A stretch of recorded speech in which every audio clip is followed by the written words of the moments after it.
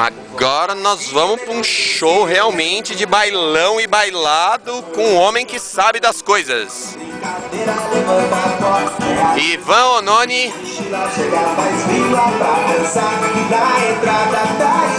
Olha o rebolado do homem desse. Se eu tivesse metade desse rebolado, eu já tava com 5 filhos na praça, tranquilamente. É um cara que realmente não cochila. A Gabi também não faz por menos, bailarina profissional.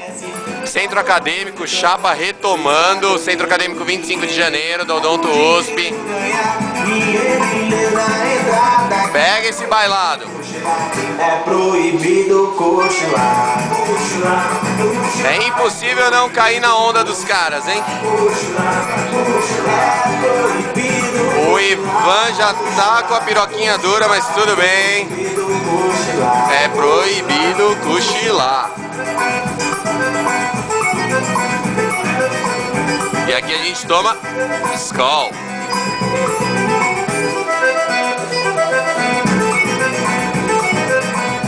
Eita, essa noite vai, hein? Esfrega nela, Ivan!